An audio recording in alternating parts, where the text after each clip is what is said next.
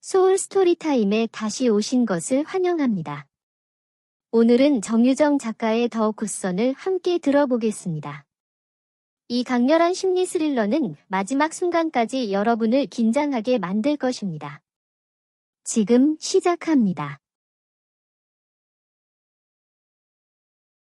별표.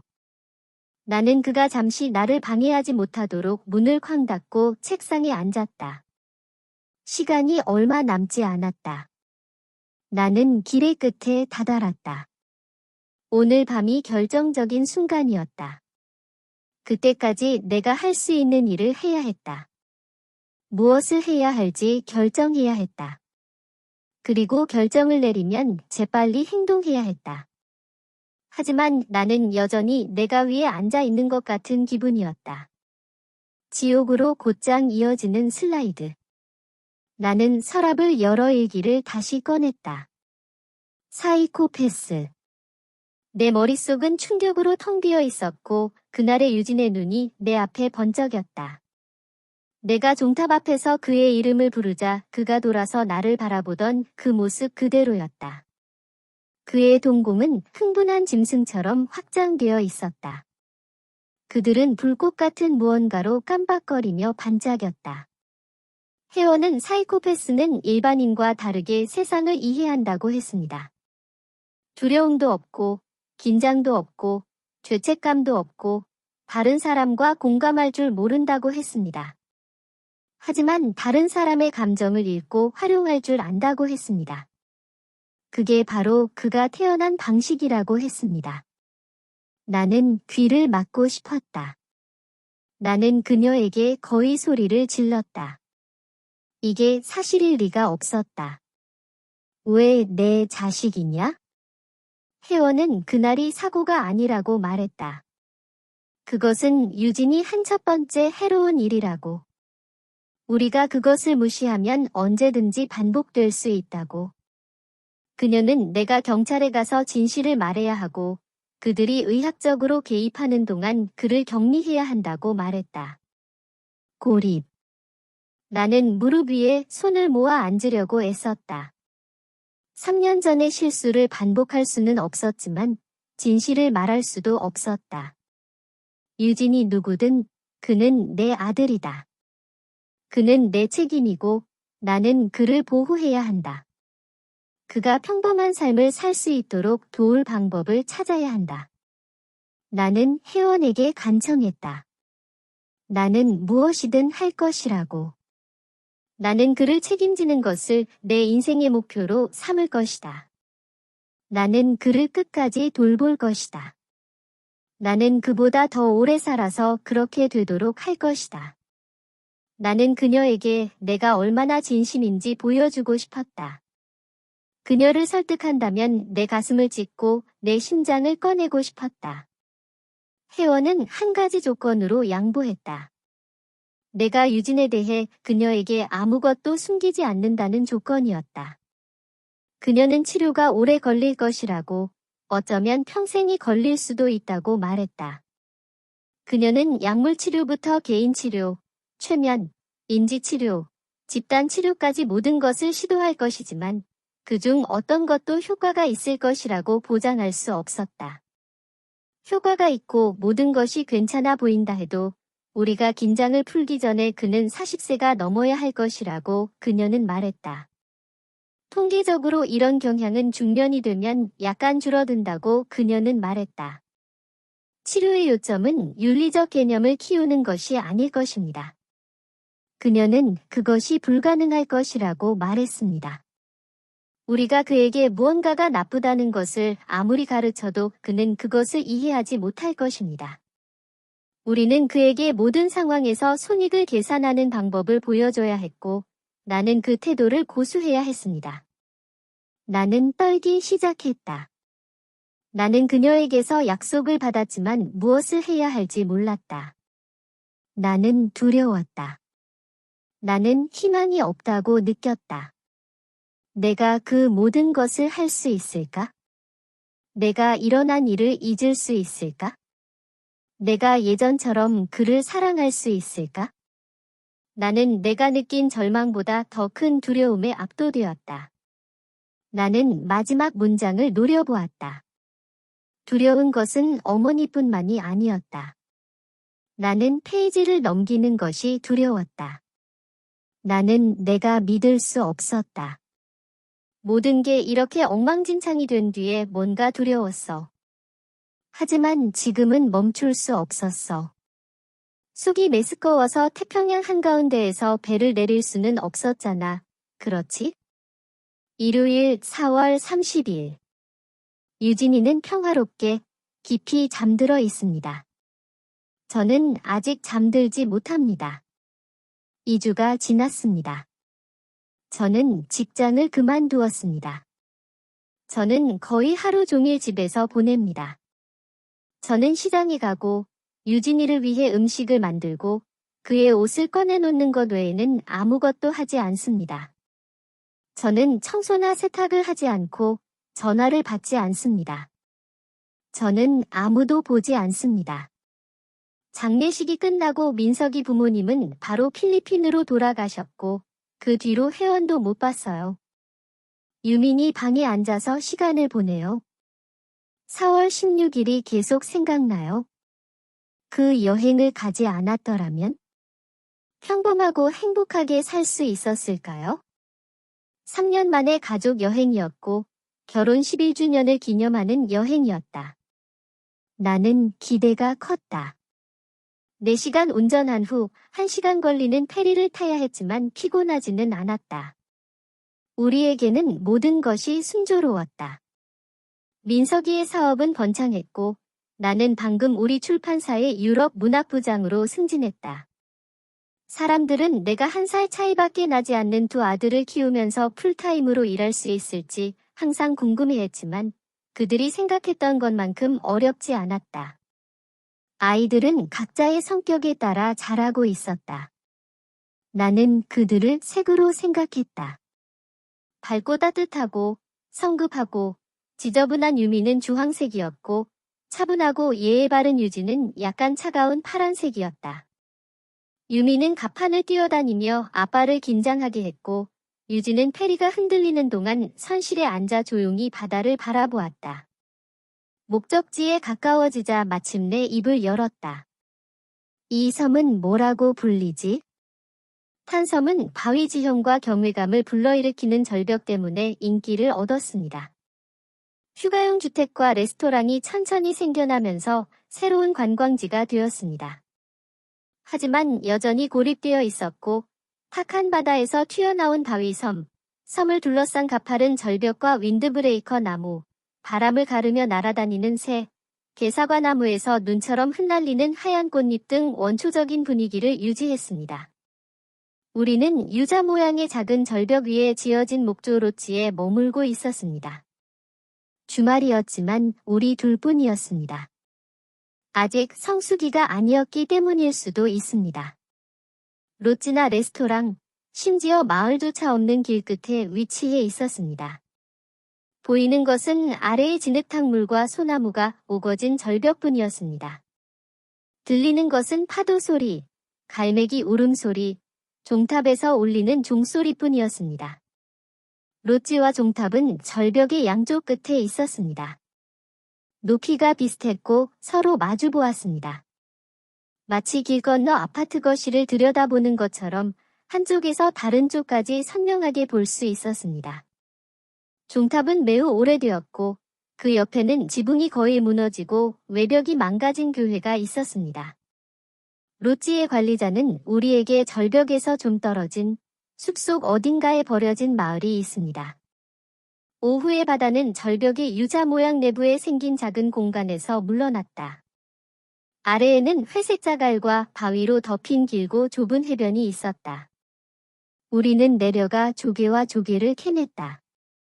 우리는 저녁 식사에 충분한 양을 가져왔다. 민석이는 소년들을 절벽 반대편에 있는 종탑으로 데려갔고 나는 저녁 식사를 위해 테라스 테이블을 놓았다. 해가 지면서 우리 넷은 테이블에 둘러앉았고 유민이 내 옆에, 유진이 민석이 옆에 앉았다. 우리는 지난 11년간 싸우고 화해하고 계속해온 것을 축하했다. 우리는 하이파이브를 하며 50년 더 노력하자고 웃었다. 우리는 시끄럽고 행복했다. 시끄러울 만한 곳이었다. 바다 전체가 우리만을 위한 것이었다. 밤하늘에 반달이 걸려 있었고 부드러운 서풍이 불고 있었다. 장면 가운데 앉아있는 소년들은 빛났다. 민석이는 나에게 다정했다. 나는 취했다. 나중에 나는 잠시 만에 깊은 잠에 빠졌다. 종소리가 나를 깨웠다. 바람에 부드럽게 울리는 소리가 아니었다. 누군가가 온 힘을 다해 줄을 잡아당기는 소리였고 마치 큰아들이 흥분했을 때의 발소리처럼 서둘러서 무심코 종소리를 울리는 것 같았다. 그래서인지 아직 반쯤 잠든 나는 유진에게 내 오빠를 멈춰 세워라고 소리쳤다. 그는 대답하지 않았고 종소리는 더 빠르고 더 크게 울렸다. 내 눈이 활짝 열렸다. 직감이 졸음을 밀어내고 테라스로 달려나갔다.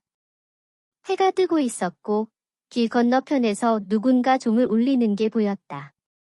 이제 바다는 절벽이 반쯤까지 올라갔다. 바다를 향해 기울어진 종탑은 어제보다 더 위태로워 보였다. 난간에 기대어 서서 소리치고 종을 울리는 사람이 보였다. 그의 윤곽은 나에게 틀림없었다. 그것은 내 큰아들 유민이었다. 나는 기절할 것 같았다. 내 눈이 두개골에서 튀어나올 것 같았다. 내 머리카락이 곤두섰다. 왜 그가 거기에 있었을까?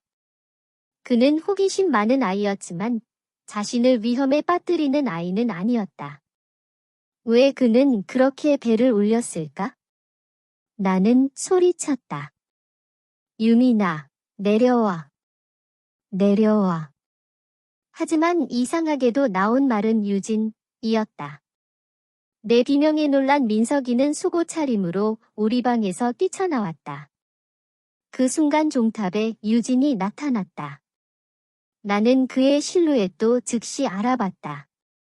그는 마치 내 말을 들은 듯 형에게 달려들었다. 기적이었다. 안도의 성광이었다. 유진이 그를 막을 것이다. 하지만 다음 순간 유진은 유민을 주먹으로 때리기 시작했다. 그리고 그는 다리를 들어 그의 가슴을 발로 찼다. 그 한 번의 발차기로 충분했다. 유민은 비명을 지르며 종탑에서 뛰어내렸다. 그의 가느다란 몸은 호를 그리며 절벽 아래로 사라졌다. 나는 얼어붙었다. 마치 목이 잘린 것처럼 숨을 쉴 수 없었다. 민석이 롯지에서 뛰쳐나와 유민을 불렀다. 나는 숲길을 따라 그를 쫓아갔다. 깨닫기도 전에 발목이 삐어서 넘어져 있었다. 발이 맨발이고 피투성이인 것도 깨달았다. 나는 일어나서 절뚝거리며 걸어갔다. 미친 사람처럼 헐떡이며 외쳤다.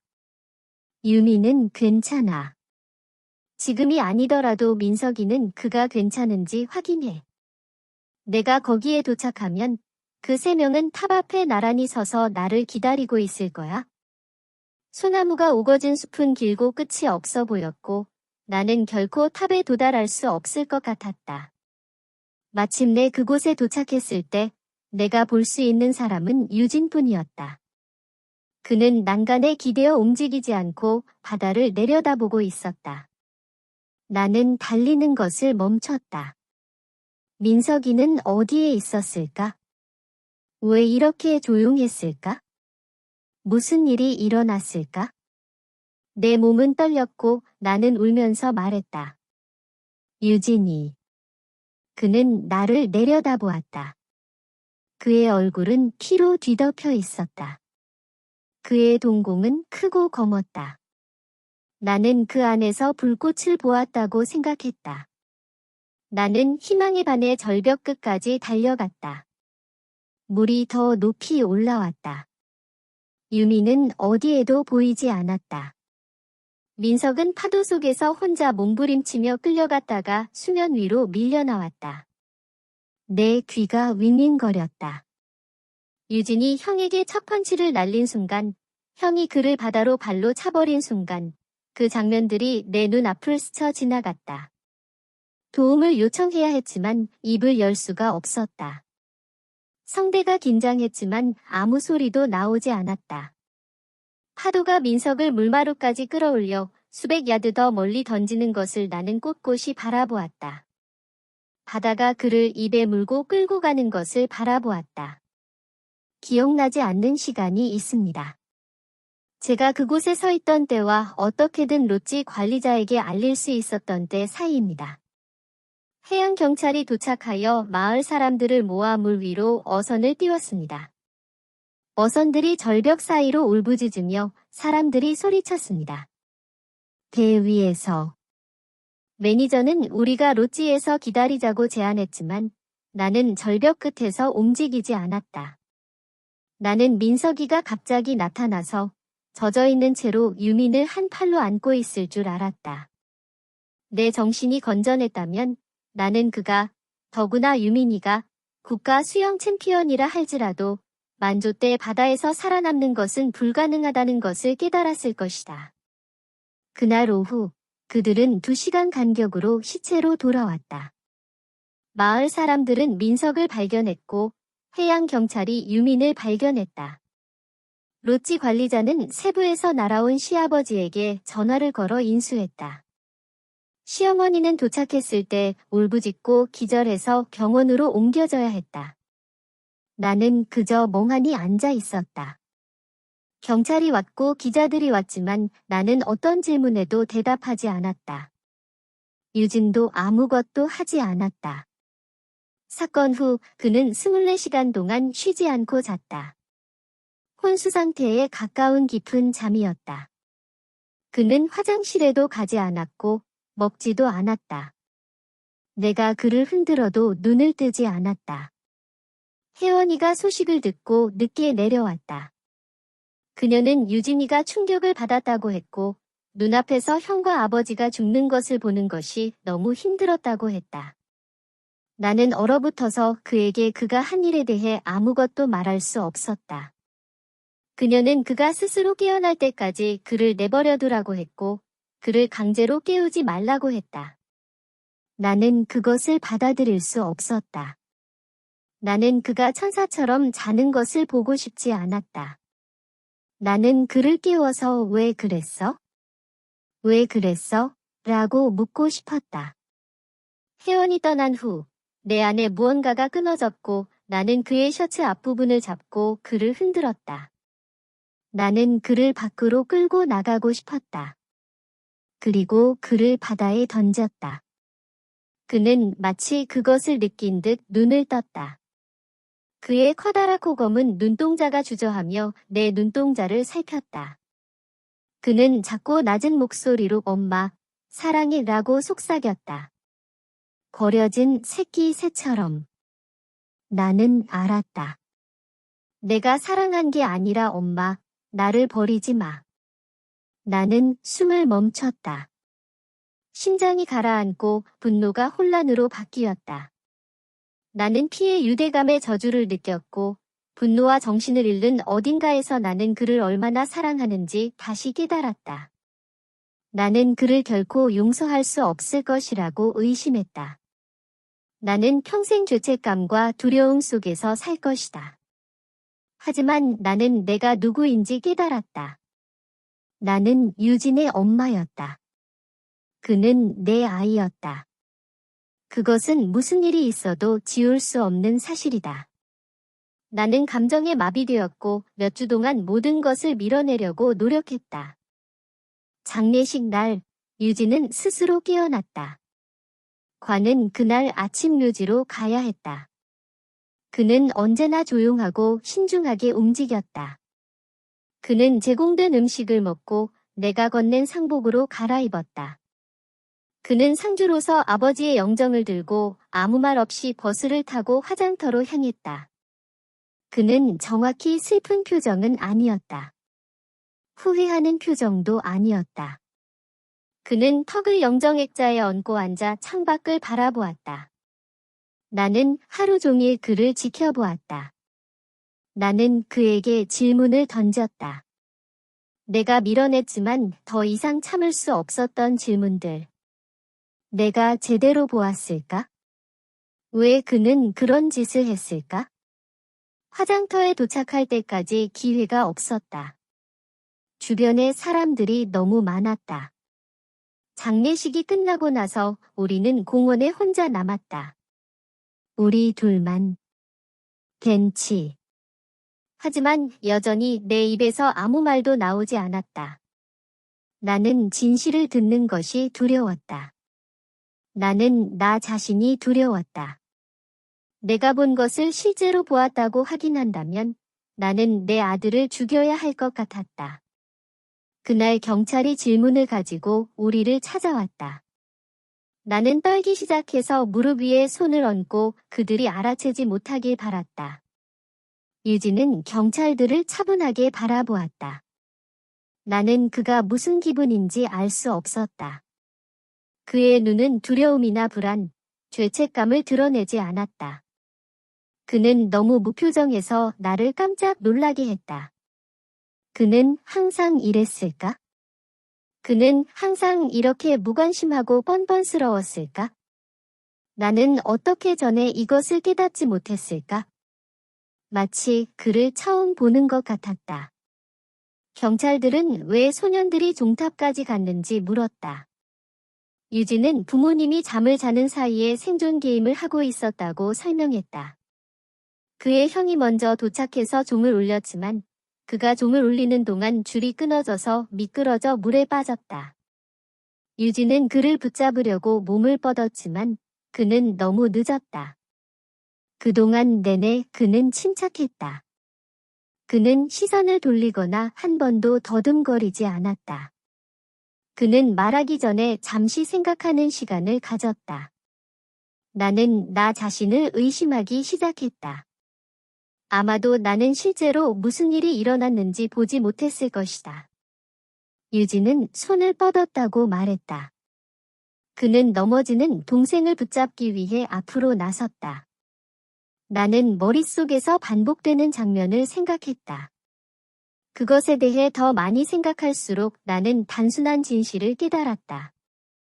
겨우 9살인 유진이 경찰에게 침착하게 거짓말을 하고 있었다. 나도 나아지지 않았다. 누가 처음으로 무슨 일이 일어났는지 알았는지 물었을 때 나는 자동적으로 거짓말을 하고 그것이 민서가 나는 잠들었다고 했어. 그들은 내가 뭔가 봤냐고 물었어. 나는 내 옆에 앉아있는 유진이를 바라보았어. 그 눈이 나를 마주쳤어. 종탑 앞에서 본 그 눈, 어둡고 열린 동공과 그 안에 이상한 빛이. 나는 비명을 지르고 싶은 심정이었어. 처음으로 나는 사람의 머릿속에 얼마나 많은 생각이 뒤섞여 있는지 깨달았어. 유진이 내가 가진 전부라는 자각, 쏟아질 비난, 꽃을 피울 기회도 없이 꺾여버린 유진의 미래, 내가 본 것에 대한 의심, 내가 숨긴 비밀과 함께 살 수 있을지에 대한 불안, 유진이 속삭이는 목소리, 엄마, 사랑해. 사랑해. 사랑해. 나는 결국 아무것도 보지 못했다고 말했다. 그렇게 우리는 힘을 합쳤다. 내 머릿속의 비겁한 목소리가 나를 기분 좋게 만들려고 했다. 나는 방금 남편과 아들을 잃었고 내 유일한 남은 자식을 경찰에 넘길 수 없었고 내게 다가올 수치심을 견딜 수 있을지 확신할 수 없었다. 무엇보다도 나는 유진을 사랑했다. 그는 믿을 사람이 없었다. 나중에 로찌 관리자가 내가 한 것과 똑같은 말을 했다는 것을 알게 되었습니다. 그는 아무것도 보지 못했다고 생각합니다. 우리는 로찌에서 유일한 가족이었고 그는 내가 사무실을 지나갈 때만 나왔습니다. 그 사건은 사고로 판명되었습니다. 나는 혜원이를 자주 생각한다. 오히려 나는 혜원이 3년 전에 언급한 유진의 문제를 생각한다. 유진은 여전히 내 아들이지만 내가 알던 아이가 아니다. 그는 이제 낯설고 알 수 없는 존재다. 떨어진 운석. 나는 일기를 닫고 내려놓았다. 무언가가 자명해 보인다고 해서 그것이 사실이라는 것은 아니다. 어머니가 인정했듯이 그녀는 그 일이 일어났을 때 거기에 없었다. 그녀는 모든 이야기를 알지 못했다. 그녀는 일어난 일을 분명히 보았다고 주장했지만 반드시 사실이 아니었다. 어쩌면 그녀는 결과를 받아들이고 자신의 죄의 무게를 줄이기 위해 자신이 믿고 싶은 것을 믿었을지도 모른다. 결국 비극은 그녀가 취해서 깊이 잠이 들었을 때 시작되었다. 그녀가 어떻게 나를 그렇게 희생할 수 있었을까? 그 때문에 그녀는 자신의 삶을 잃었고 나의 삶을 파괴했다. 그녀는 용서받을 수 없는 범죄를 저질렀다. 그녀가 나를 믿었다면, 그녀가 나에게 설명할 기회를 주었다면 그 사건은 분명히 사고로 설명될 수 있었을 것이다. 그러면 9살짜리 소년이 사회에서 고립되어야 할 사이코패스라는 딱지가 붙지 않았을 것이고 그녀는 다른 사람들에게 위험한 그 손에 죽지 않았을 것이다. 소울 스토리타임을 시청해주셔서 감사합니다. 오늘의 이야기가 마음에 드셨다면 좋아요와 구독을 눌러주세요. 매주 별표 월요일, 수요일, 목요일, 토요일 별표의 새로운 이야기로 찾아뵙겠습니다. 다음 이야기까지 행복한 시간 보내세요. 그럼 안녕.